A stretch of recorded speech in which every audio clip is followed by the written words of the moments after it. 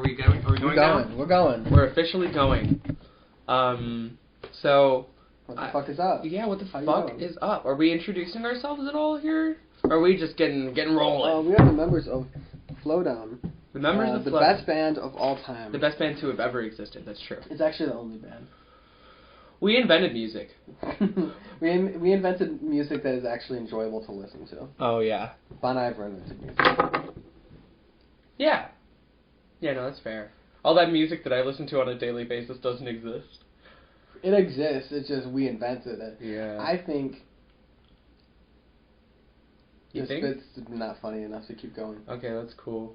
So I had something I wanted to talk with you about. And I don't know if I've talked with you about this already, but I got put on antidepressants. Right. And this shit is wild. Did I tell you how I know this shit's working? You did, and I forgot. So, it was Tuesday, and I don't know if anybody here's going to be listening and knows about what fucking day Tuesday is in relativity to whenever the fuck we upload this, but it was a nice-ass day after a cold-ass couple weeks. And I looked outside while I was peeing standing up. That's a different story. That's right. I peed standing up because I'm getting my dick cut off. I'm going to. I swear to God, at some point in my life, either my dick's going to get cut off or I'm going to die. Those two things are going to happen. Or, I don't know why I said or. Either way, but I'm just trying to give the guy a chance, you know? Yeah, you may as well run it, into the ground. Like you do with an old car that's not worth selling. Yeah, like the family van, you give it to your teenager. Yeah. They'll have it for a few years. I'm gonna run that shit into the ground. Damn straight. Yeah, I'll just put this one out. But yeah, so I was peeing standing up the other day, and I looked outside and it was really, really nice, and I was like, I want to go for a jog. And then my normal depressed brain, which is still there, goes, seriously? What the fuck? Yeah, that brain never leaves. Yeah. And I'm kind of glad of that. It's like, I feel like if I had nothing but, like, just random manic idea brain, I would be in jail by now. Oh, yeah, of course. I should be in jail by now. Did I ever tell you about the... Did I ever... Huh? Just like in general? Yeah. Are you kidding me? Did I ever tell you about the time I got pulled over for my headlight? Yeah, and you were on multiple tabs?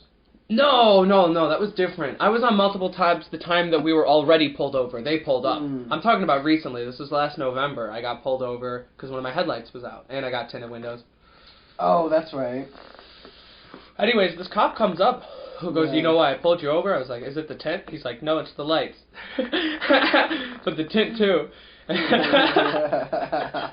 he's like, well, is there any reason that I should have pulled you over tonight? Like, it smells like weed in here. And I was like, well, I'm not going to deny your nose. It smells like weed in here. And this was not a bluff. There was no bluff here. I did not have any weed. I told him straight up I smoked it all days ago, and I smoked most of my weed in front of my house, or in front of my best friend's house, or in my best friend's garage, or in my best friend's house, and whatever. Oh, that's going to sound funny.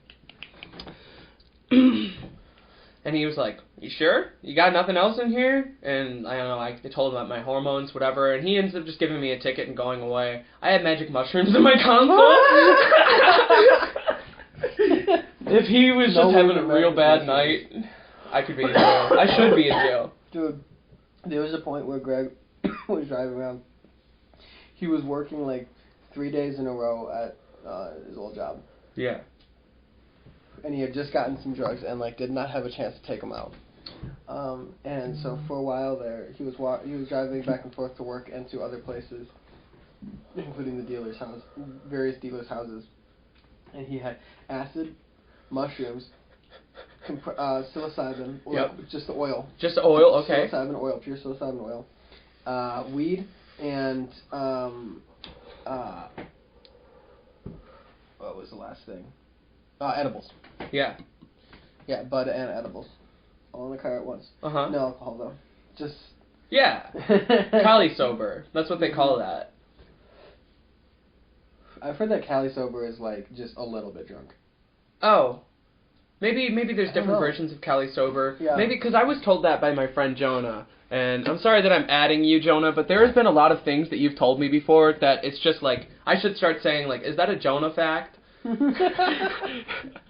And Jonah told me that Cali sober is when somebody just smokes weed and does psychs.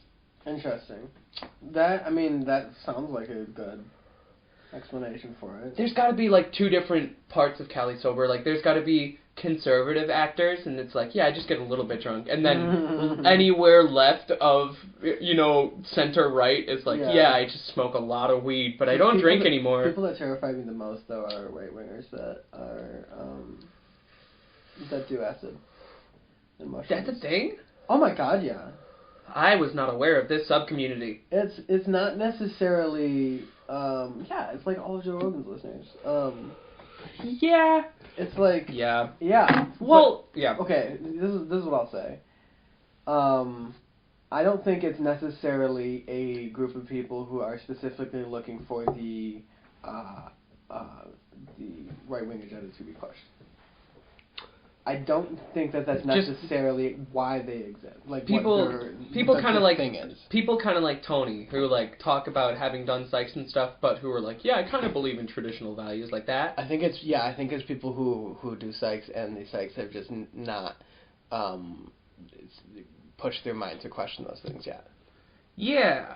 I think it's people who've done psychs. Well, here's my question, right? If you do psychedelics in a vacuum, essentially, will your mind be pushed anywhere? I think you kind of have to consume some kind of media to get pushed. Or you're just or you're not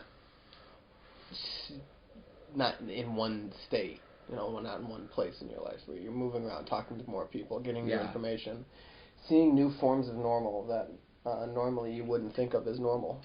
Yeah, definitely. I guess for me, while I wasn't necessarily explicitly viewing ex-Christian content until about my 5th or 6th acid trip, I can't remember if it was 5th or 6th, I was already in the process of taking away all of the religious assumptions from my mind in those first 5 trips, you know? Right. But it's because it was directly affecting me. So then maybe somebody who takes psychedelics just should be. Automatically. We are all affected by capitalism. Do you not just feel that stress come on? Like, I have to go to work in 2 days and then think about it like, fuck this. It's a different route to take. It's the grind route. It's I'm going to be a future millionaire route, so I have to suffer right now. It's the same as people who... That's Buddhist as shit. It's what? Buddhist as shit. I don't know if I would insult Buddhism by comparing it to grind mindset, but... it's I'm just saying fitting the grind mindset into that kind of... I feel like there probably are a lot of, like hustlers and whatever who are into Buddhism. You know, I'll bet that's absolutely a thing. But, keep interrupting. Yeah, it's like realizing that you have to work for, like, 5 days in a row tomorrow. And instead of thinking, this is bullshit, this is stupid, this is wasting my life, I'm wasting prime years of my life putting money in someone else's pockets so that I don't actually starve. Instead of thinking that, you think, there's money at the end, let's go, let's do this, let's, you know, whatever. Getting excited by the possibility of of making a little bit of profit off of it. Yeah. Which is, to me, that's batshit. Like, how do you not think about the next 40 hours of your life being an absolute fucking wash? A waste. Know. You learn nothing from this experience. Well, what do you mean? You learn how to... Labored. That's all you did was just labor. Look at me. I embedded myself in a pre-existing system so that I could work my way up. I mean, that's something, you know? That's a skill. We have to admit that. Side effects, though. The side effects are horrible, but it is a skill. I'm saying that's all it is side effects. It's like when people go to the gym and don't realize that, like, what you're going to the gym for is the side effects. What you're actually doing is moving around inside a machinery and expending a huge amount of energy for the side effect of your body being conditioned to be able to do that shit. That, to me, is, like, cool. That's a cool way. It's super wasteful, and I feel like I don't know, gyms could potentially be, like, zero waste energy-wise, and all of the energy that is being used at the gym is then recycled into batteries to power the machines, whatever. Oh, yeah. You know, like, that's a whole other conversation. That's an amazing business model, though, I think. Because you essentially, at that point, maybe not business model, take that word out of my mouth, fucking smack me. That wouldn't be an amazing business model. That would be an amazing, I guess, genuinely grassroots organization to have a community gym space. You know, some of them do that. Like some machines actually do that. including treadmills. They actually do recycle the energy from the runner. But it's like the whole point of the gym could be creating energy, charging batteries. Anyway, the whole point of that is that's the same as what the grind is. That's the same as going to work. Mm-hmm. All you're doing is wasting a shitload of energy for the side effect of having just enough money to not starve. Yeah, just enough, and then just enough money to not starve, and then just enough money on top of that to constantly have new shiny things to chase, so that you never become bored of it. Right, having just enough money where credit card companies couldn't put you in debt, whatever. Yeah. And you have your TVs so you can watch Family Guy. The vast amount of the value of your labor is not going to you. So that's why I say, pay that we get from the grind is a side effect of that. It's not a direct cause of it. We're not getting the fruits of our labor. Yeah. I guess what I meant to say was that being able to enjoy being exploited is a skill in its own, you know? Being able to take pride in that and become really good at that is a skill, and I've got to hand that to. It's a really impressive ability to cope. Yeah, I mean, I think that's. Put it to you this way: I think that a lot of the reason that people who kind of seem awkward or quiet are actually really sociable is because of a cope, you know. And I see myself in that sort of way. For a long time, before people just kind of told me, Lily, you do know that you just walk up to people and say shit and weird shit. It's right. My self-identity was that of an introvert. And I'm realizing it's because I learned to be an introvert to survive social interactions until it got to a point where I started learning to just make the social interactions pleasurable. Right. We'll just make them happen. Mm-hmm. For you, yeah. But I don't think that I don't think that makes me, well, you know what? Fuck. This keeps going back to what you said, because that's literally a side effect of the pain of having bad social awareness in a very hyper-social environment. Fuck. What's the first time you ever smoked weed? Oh, I was pretty young. I was maybe 17 or 18. Yeah. That's not that young at all, but it's definitely young for, sheltered, homeschooled kids. Yeah. Yeah, I think the first time I smoked was a blunt. Because I didn't know about, papers. Did you roll it yourself? Yeah. Yeah, I learned to roll. Greg taught me how to roll, and Greg learned from his coworkers. So Greg was the one that got me into smoking. Okay. And I think Ben had been smoking for a while, and was planning to grow at that point. So, it was normal enough. I was excited for it. Mm-hmm. I wasn't hesitant at all, or feeling guilty or anything. Yeah, same here. Even though I was also, pretty sheltered and very conservative environment. But I'm interested to hear how high you got. The first time, do you remember? No. The first few times you smoke, I think this happens for most people. You don't really get high. Yeah. Until your body understands a thing and then realizes, I like this. It's okay. What I've heard about it is so much goes in at the same time compared to the normal neurotransmitters that whatever is used to receiving, that it just straight up can't handle it and breaks down, and that shit just kind of sits inside one of your transmitters waiting to cross the barrier into whatever. But your neurotransmitters don't know what to do with it yet, so they just let it sit. Yeah, they're just But eventually they trust it and then realize, okay, this is good. Yeah, they're this guy let you get high. Yeah, kind of cool. This guy. I heard it from a kind of a reverse way, but it I think this person was kind of full of shit. They were well, your body has a resistance to weed because of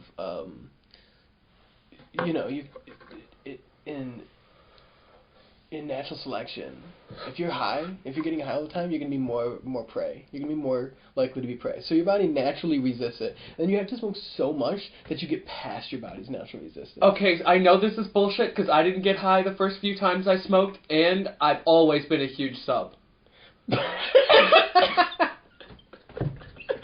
So your body should just naturally be I definitely have prey genes. Prey genes. I'm being hunted straight up. Oh my god. So like for people who think they're being gang stalked, they're just bottoms. Oh my god. The FBI wants me so bad.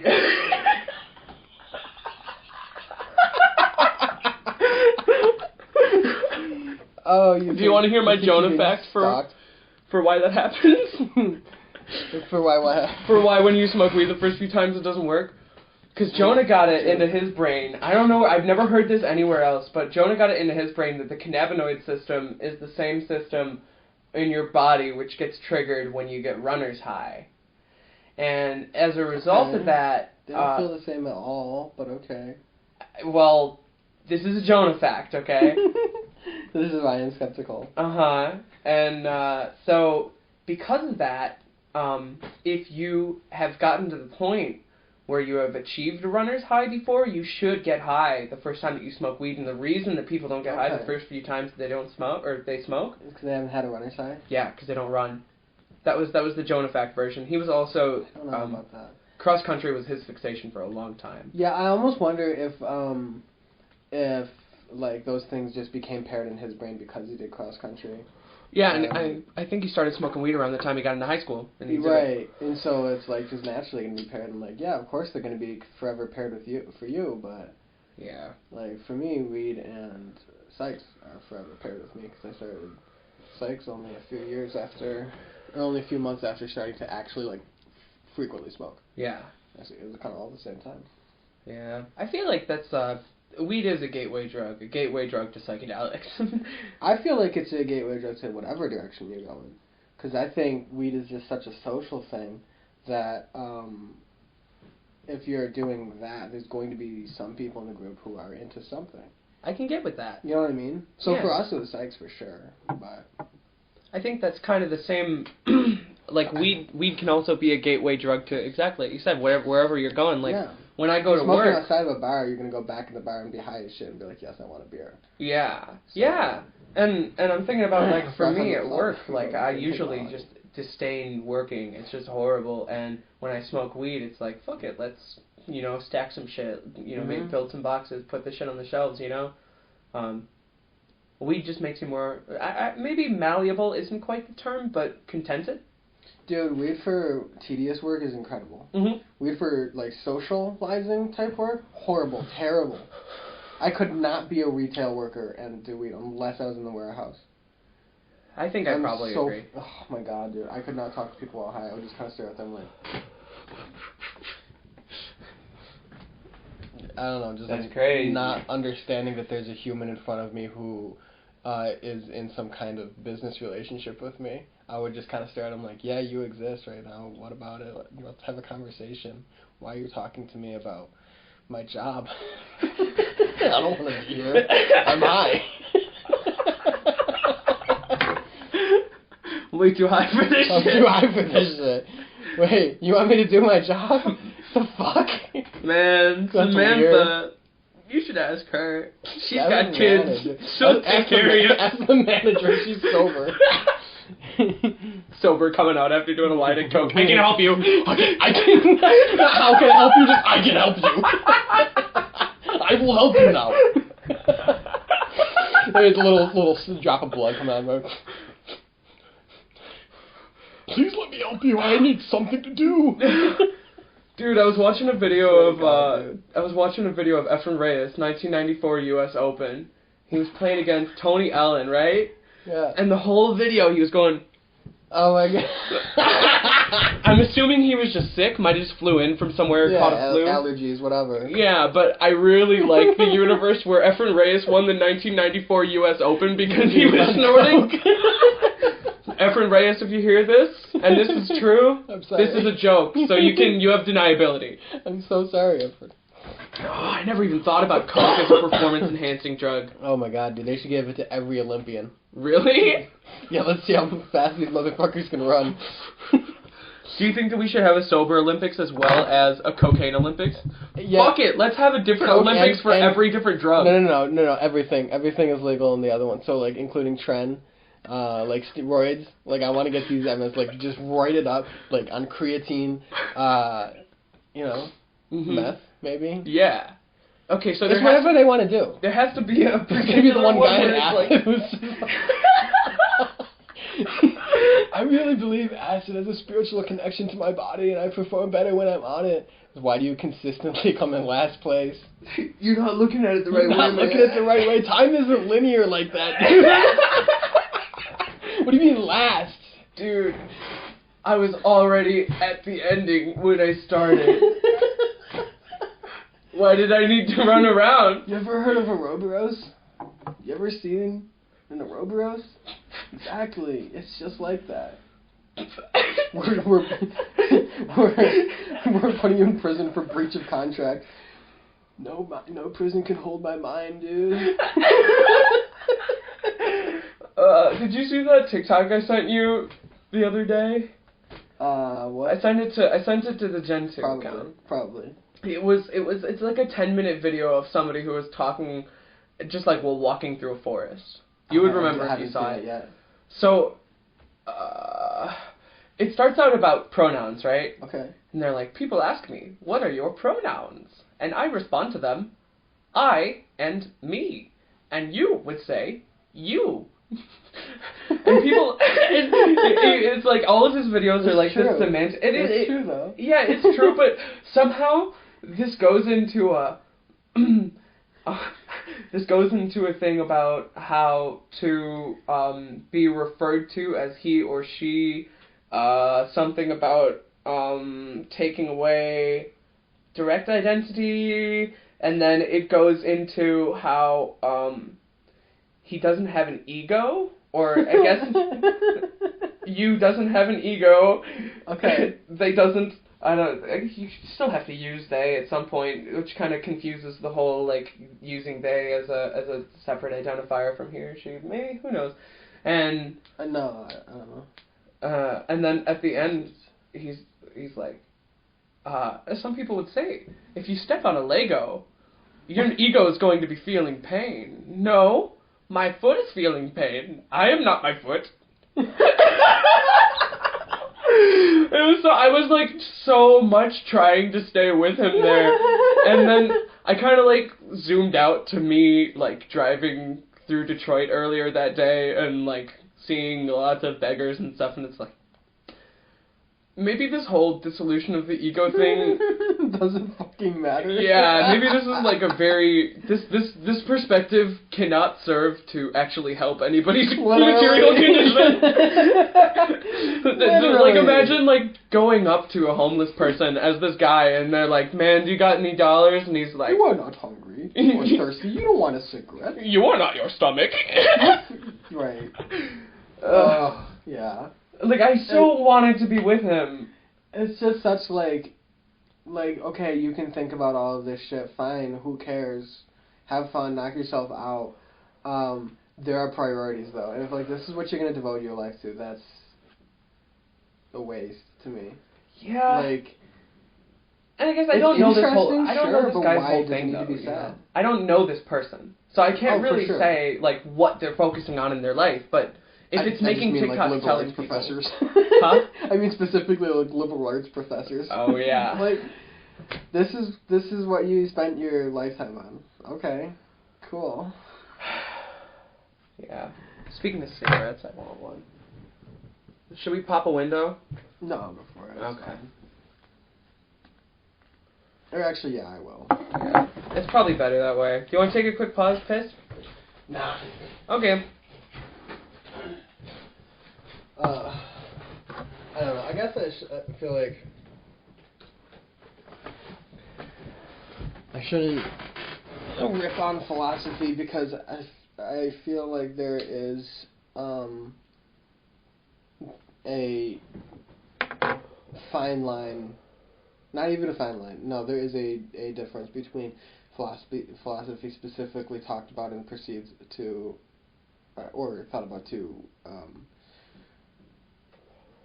construct ways of building societies that help people efficiently. Yeah. Building societies that support each other efficiently, right? Because, like, it's not like Marxism or anything like that isn't philosophy. It most definitely is, yeah. Right. I don't know. I guess I just see philosophies that try to define words down to core meanings, like what it, just asking yourself, what is the ego? Like, does it matter? Yeah. As long as you can communicate ideas to other people around you, does it matter exactly what the word means? Yeah. And I guess this might be the part where if I'm competing in the Olympics and they're asking me why I'm still, like, I haven't moved yet, my answer is going to be, man, anytime you try and define something like start and finish, the universe and its infinite flowing shows you that it is subject to change itself. And I kind of think that about definitive philosophies. I don't know, there's a distinction in my head between useful assumption and definition, I think when you define something, it becomes rigid, but useful explanation of something is how we interact with the world, Right. And we need those, but we need those to be subject to change, and as such, all facts must be at least able to be called into question, even if they're simple facts, like... I feel like a good example of that is the term photographic memory. Like, everyone has a photographic memory, but the image only holds in your head for like half a second or less. Mm-hmm. It is extremely fleeting, and there actually is a word for being able to hold an image in your head for longer than that. And I don't remember not what everybody it does, has that. but it doesn't matter. It doesn't matter that I don't remember the word because everybody knows it is photographic memory. Yeah. And they know that they don't have it, right? They don't have that. Even though technically, by definition, actually you do have photographic memory. But yeah, that shit doesn't matter. I would say philosophy that's for the purpose of like finding truth, right, with a capital T. Yeah. Like, make that like have Enlightenment a period point. shit. Sorry. I don't know too much about Enlightenment period philosophy because that is more of a Protestant thing. But like, just make that kind of shit have a point, and then I can get on board. Like, but if you are in the search for truth with a capital T and you're spending years of your life trying to define this or come up with the perfect string of words that puts all of divinity into a nice little sentence, like, if that isn't going to help out someone's material needs, then you are wasting your life, I feel. Yeah. I can get with that. Yeah. I mean, maybe not wasting, but just very...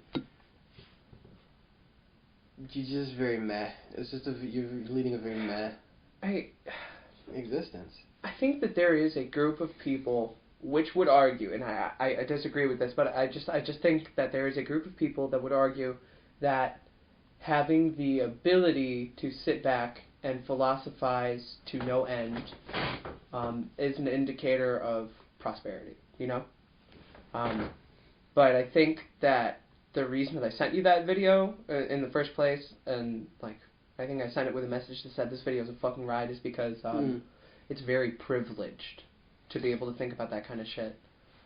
Yeah, right. It's just... I mean, we could sit in here and talk about it, like, right now. We have the time to do it. Yeah. And I don't know exactly where we are on a privilege scale, but we're not homeowners. Yeah. We're not car owners even, barely. Mm-hmm. So, yeah, we're somewhere in the middle, but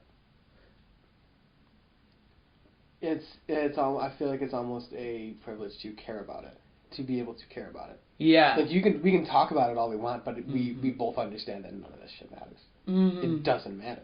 Yeah, and we're talking about it because we're just kind of making sense of what we fucking see, Right, and sometimes talking is just fun. Mm-hmm. Even if it doesn't mean anything.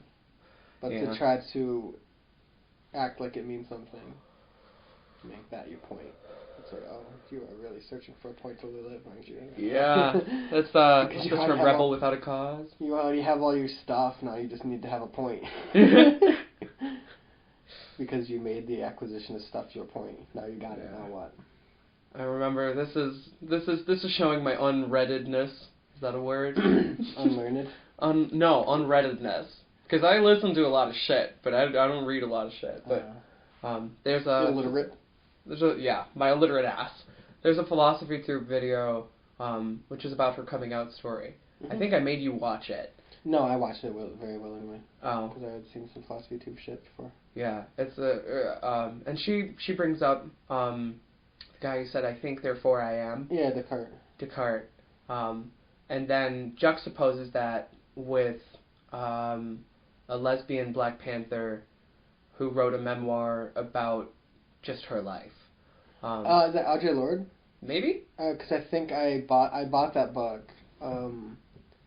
A new, what is it called? I don't. Oh my god. Something about a name, a new meaning for my name or something like that. Yeah. And it's really good. In that book, Philosophy Tube, it's Natalie? Abby. Abby. Yeah. Abby's Philosophy Tube. Natalie is ContraPoints. Yeah. Abigail, yeah. Yeah. Abigail. She brings up that, or maybe it was the writer brings up that they didn't have the chance to define themselves and to know if they existed or not, and they had just experienced being defined for them and defined, negatively. Yeah, it's like each chapter talks about it. If I remember it right, I started it a long time ago and then didn't finish it. Yeah. But like, it goes through each chapter being a different sort of like subsection of her neighborhood growing up, and just talking about the way they interacted with each other and with her, and kind of defining them for themselves. Mm. Yeah. Yeah.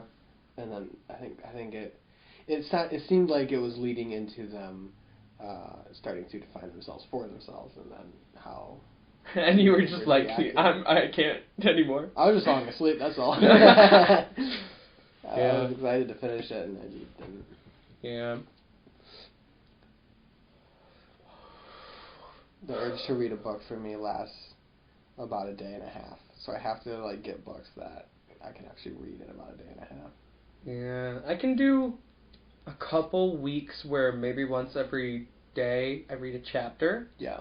But if it's more than that, I'm not going to finish it. If it's like a 500, 600 page book and it's a chapter every couple pages. I can do it with audiobooks. I can go about a week with an audiobook. Well, audiobook is different because I can't read while I'm driving, but I can listen to The Lord of the Rings while I'm driving. Dude,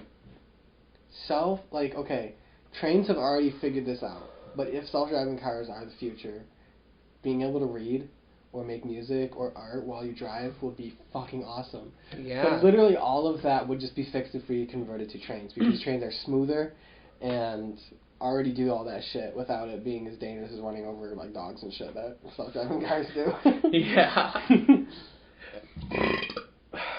Trains probably kill a measurable amount of any given local population a year. Not that much, and it's really low. I've been on Pro Train TikTok recently. It's really low, and the deaths, they're all the majority of deaths by train are suicide. Oh shit! Wanted the train to come. I'm talking about like animals.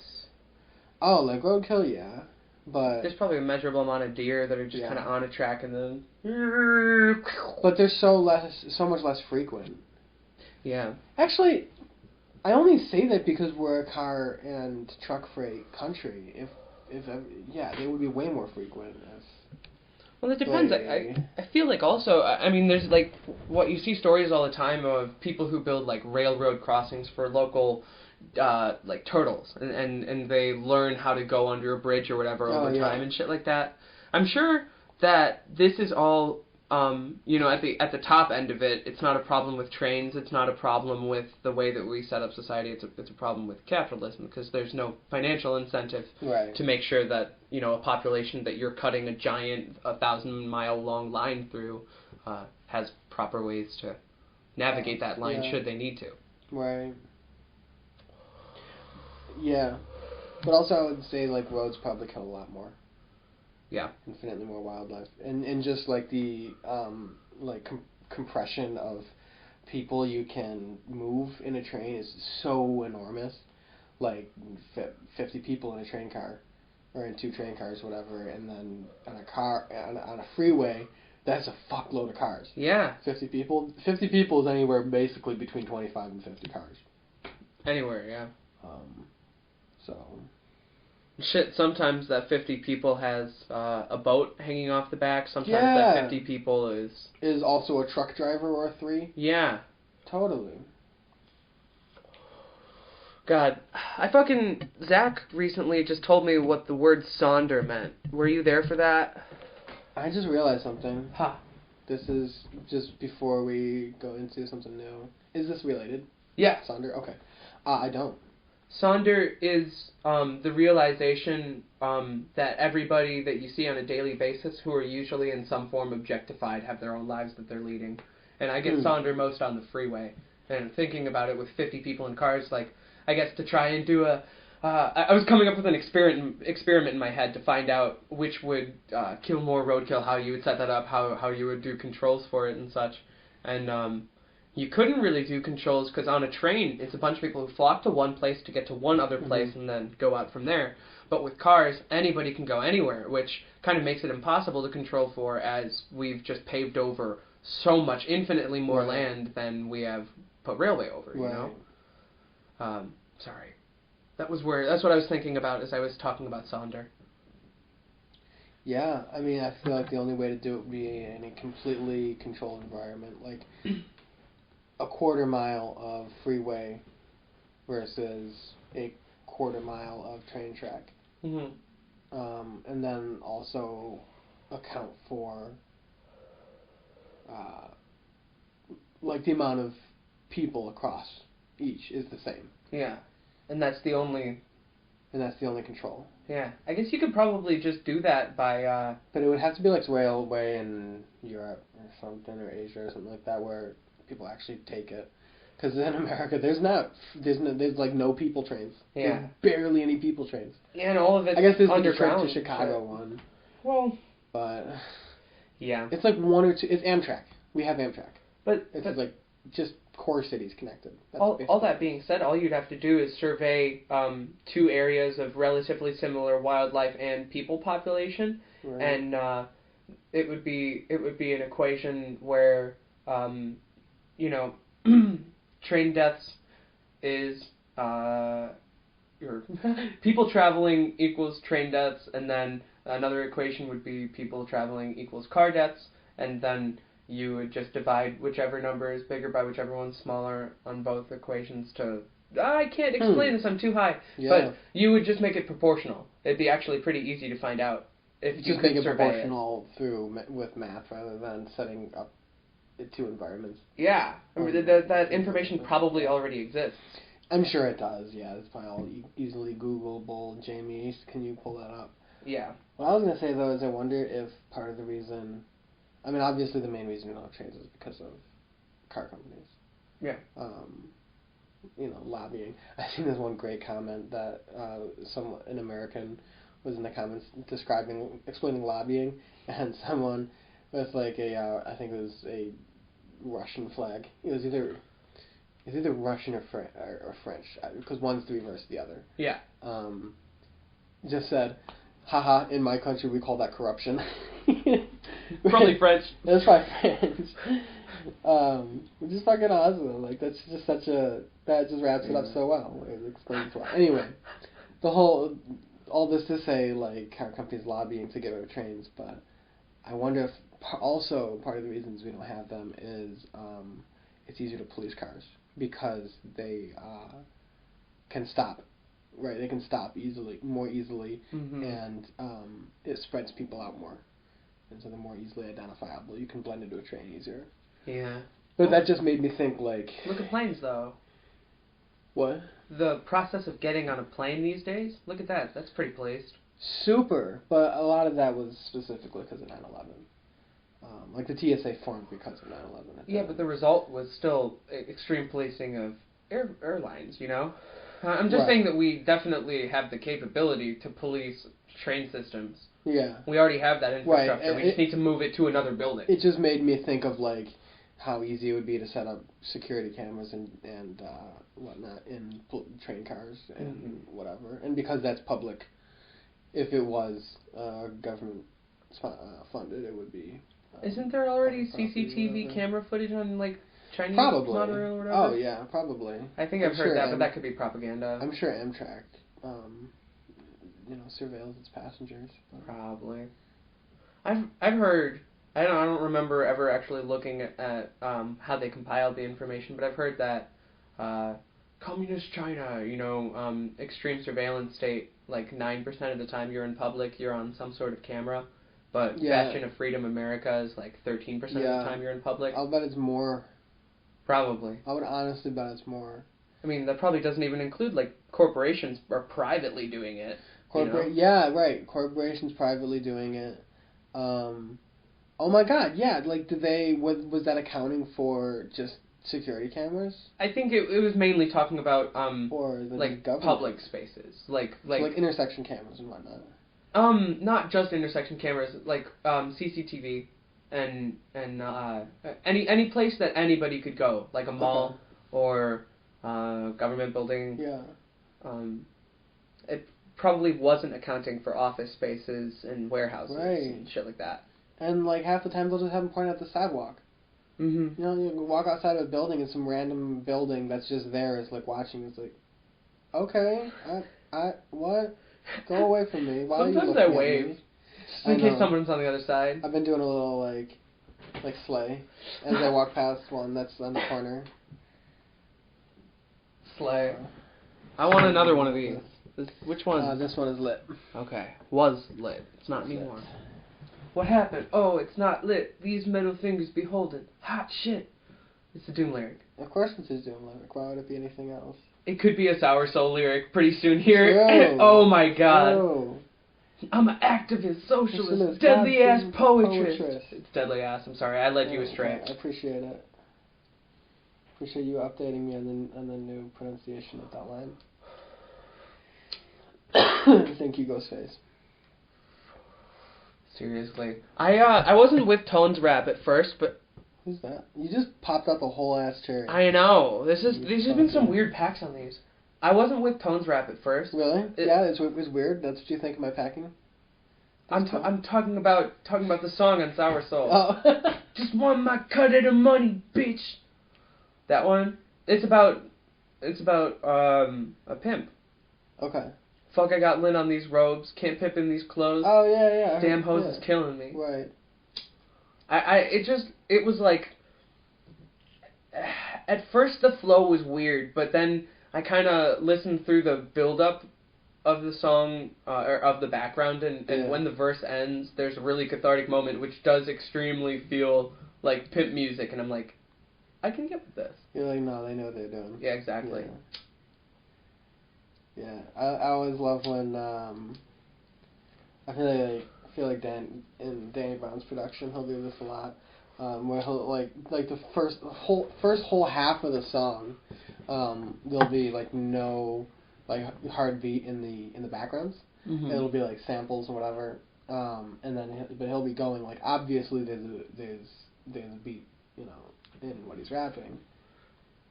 And the background sort of fit, but sort of don't. So the only beat to nod to is his rapping, and then they'll drop a beat in there, and then he'll stop rapping.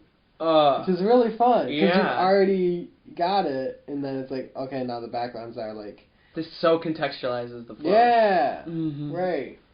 You blew my mind when you told me that Danny Brown's been around for like over a decade. Way over. 2 decades, yeah. He has such a like. Does he have classic albums that I'm just like missing out on over and over again? Yeah. Because his like presentation, I don't know if that's how you would say that. That's gonna sound like shit. Yeah.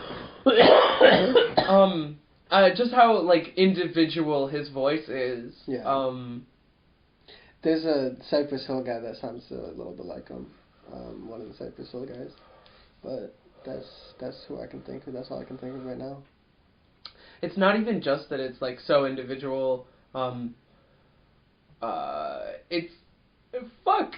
What is it? It's funny. It's silly. It's whimsical. Yeah. And it's like, very it affords him the opportunity to be rhythmic in ways that sound awkward otherwise. Yeah, right. And he's just like he just got such a good head for rhythm and like polymeters and whatnot. Mm-hmm.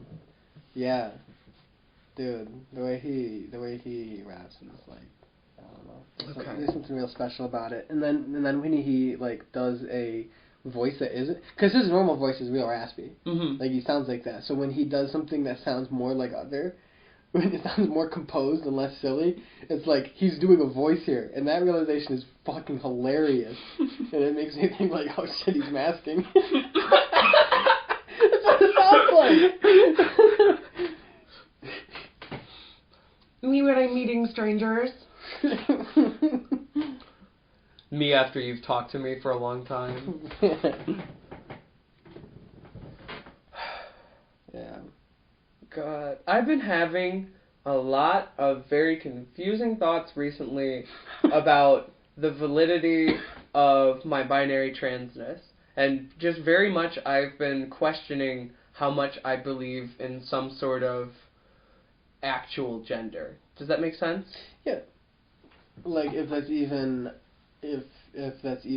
like gender is even something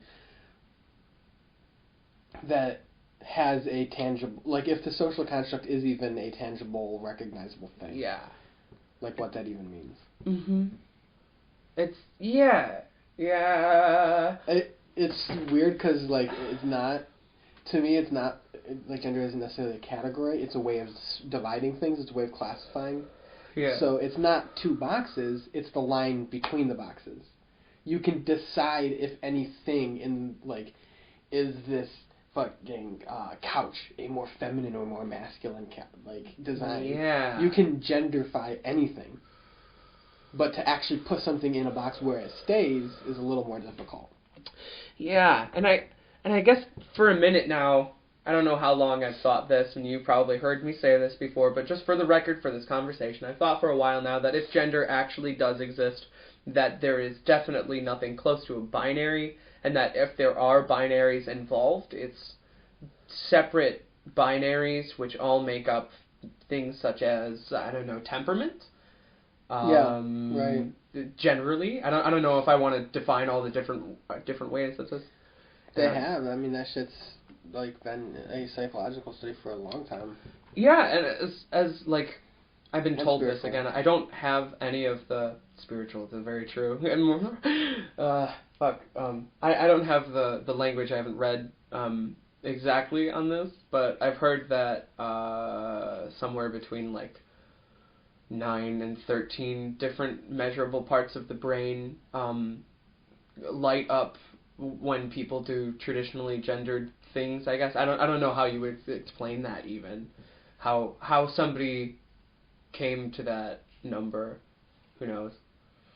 What do you mean light up? Like, oh, let me rephrase. That was probably completely incomprehensible.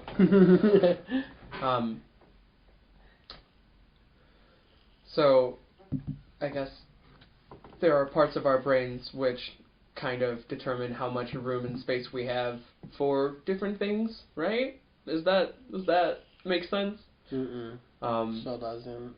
Different parts of our brains do different things, basically. And there isn't one part of the brain which does gender. There are between 9 and 13 different parts of the brain which do things which can be gendered. So, okay. So between 9 and 13 parts of your brain will light up when processing something in a gender. I was just trying to find a scientific way to say that. I don't know if that part was true at all. Ignore that. I said it much better the second time. Okay.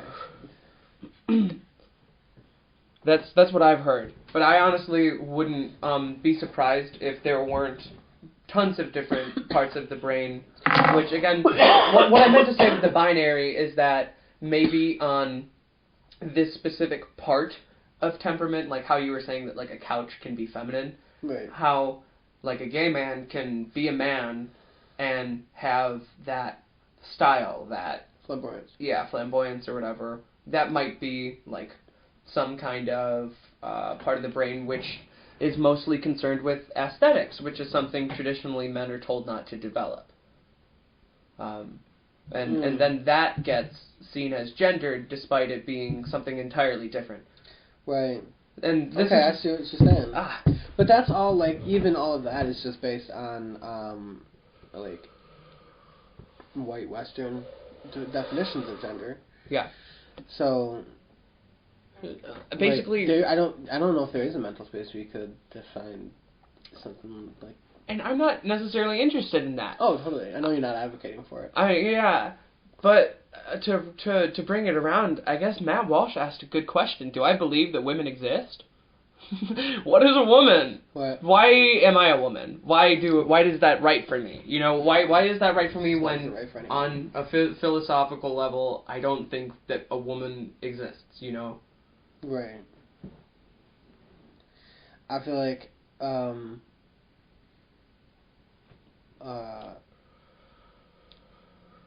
this is I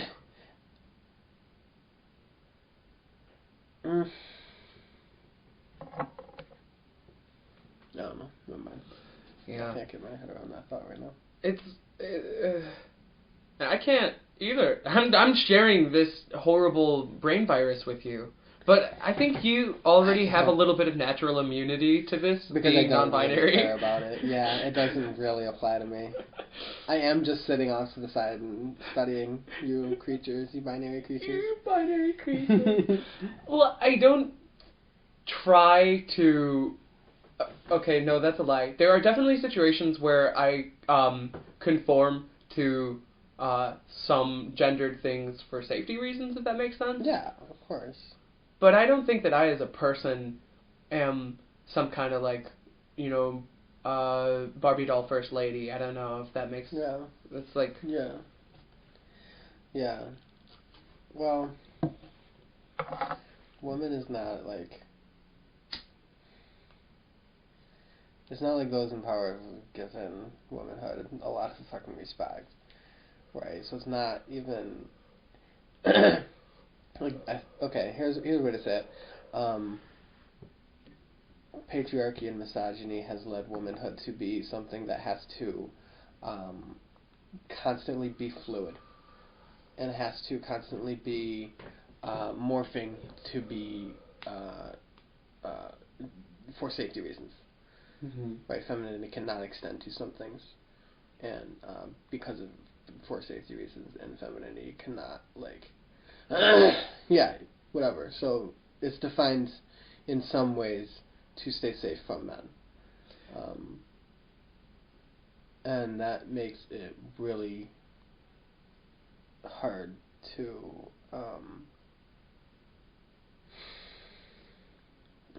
Yeah, yeah. I guess this might be where, like, some kind of feminist philosopher who never had a second thought about her gender and much more had the experience of, you know, being a woman in society might say, like, of course being a woman is a thing. And I agree with that. I say that gender doesn't exist the same way I say money doesn't exist. Like, of course, I still fucking go to work. Way, in material effects still. Yeah. But I don't think that it needs to be, you know? Yeah. No, I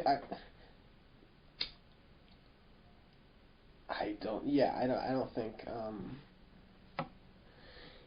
yeah, gender being a 3D space, right?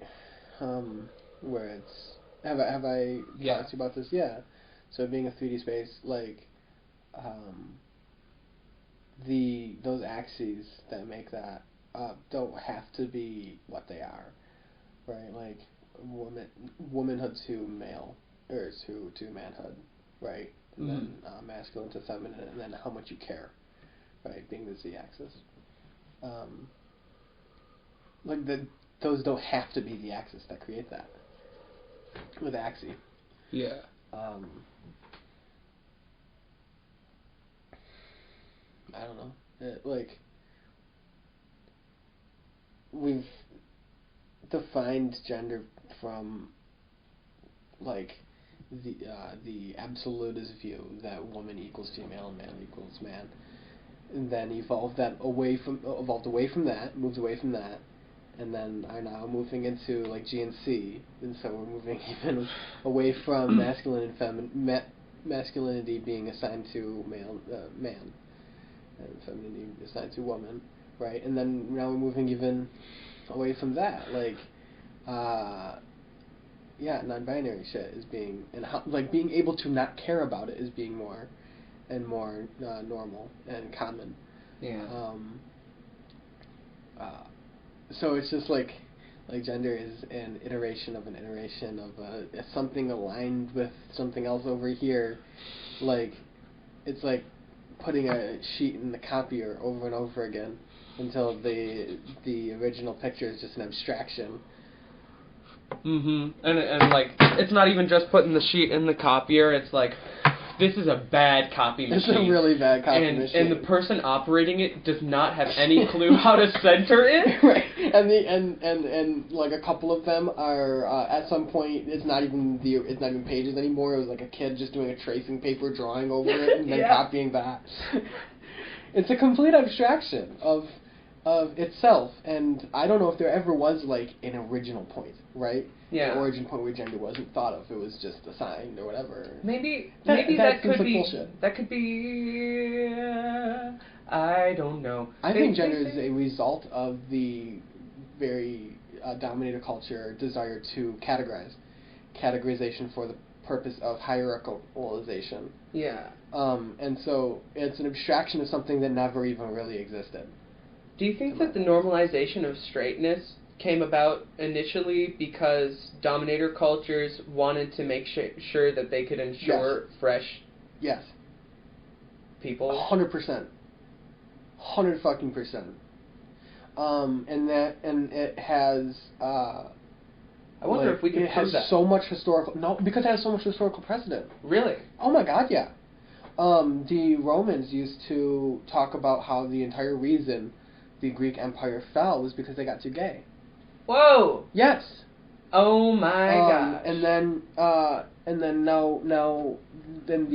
Holy Roman Empire came along and it conquered a bastardization of the original Roman Empire.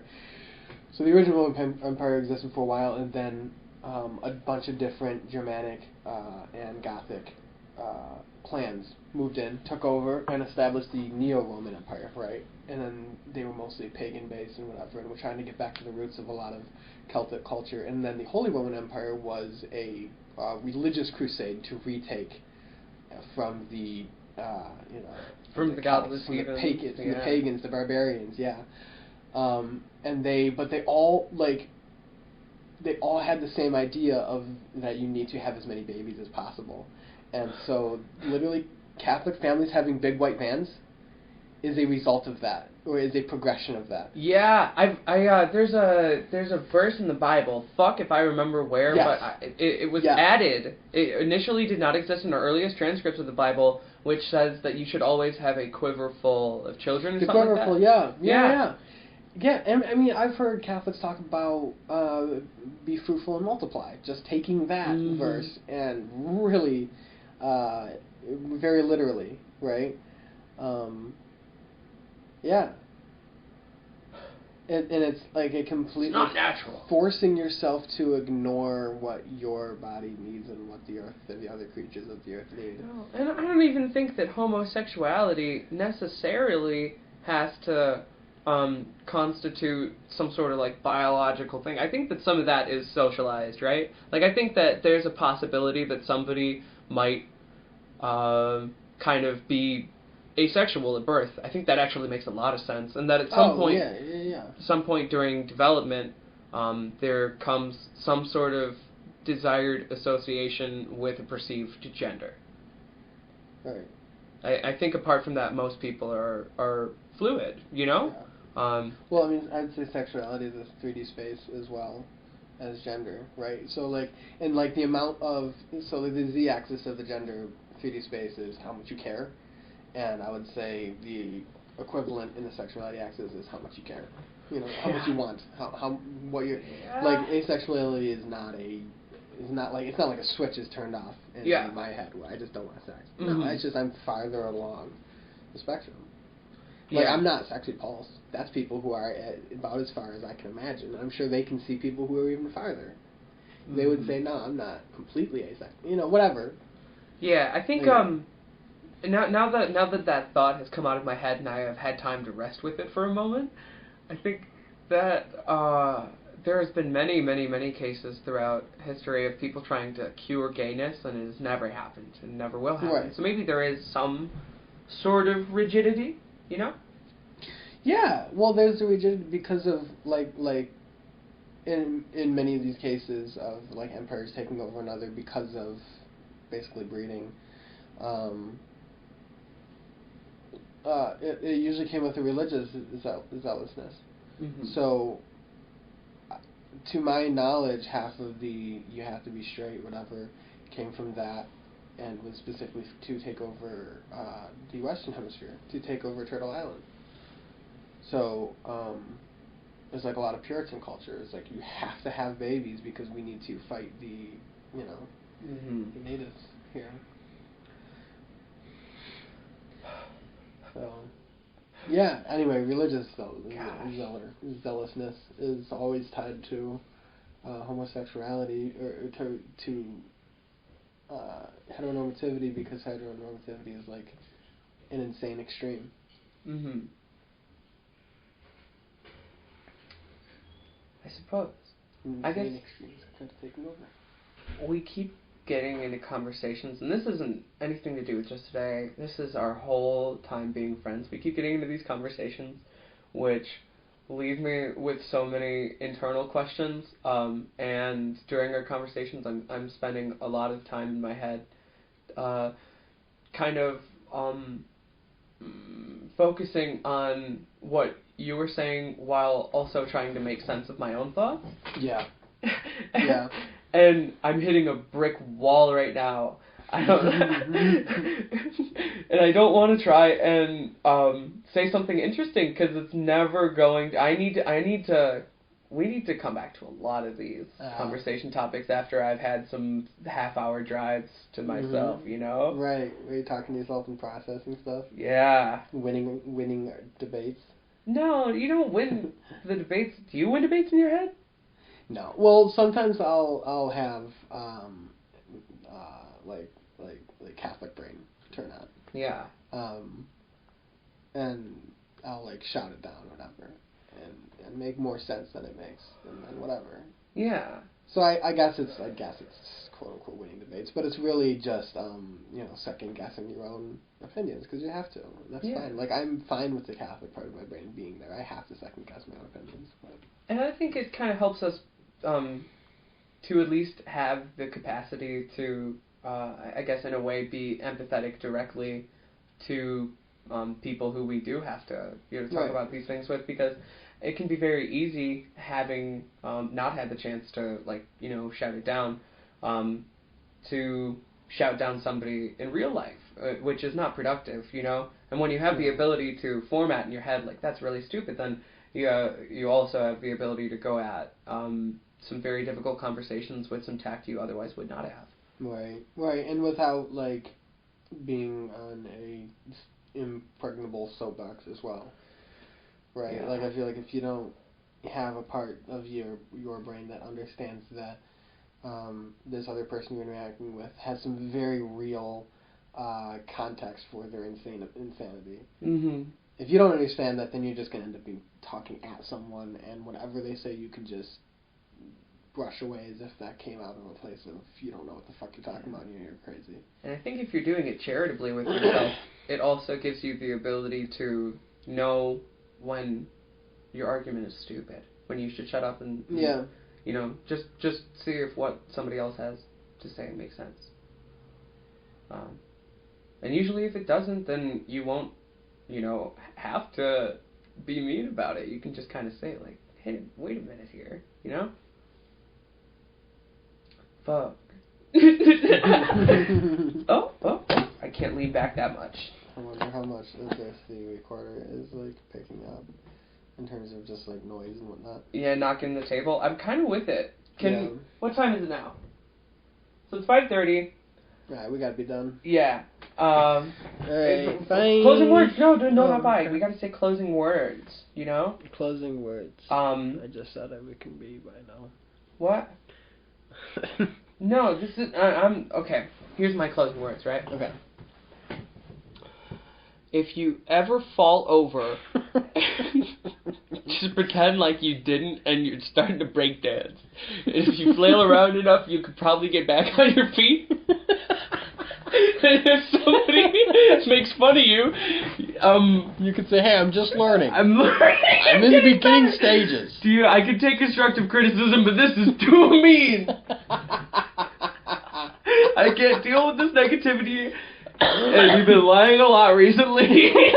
And my breakdance coach says I'm learning the fastest out of the whole class. So he's a really good coach. He's a really good coach. There's videos of him with Snoop Doggy Dogg. Do you understand me? He's a really good coach.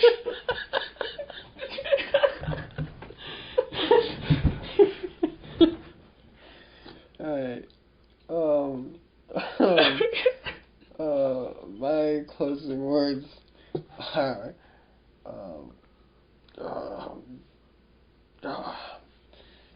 if the police ask you a normal and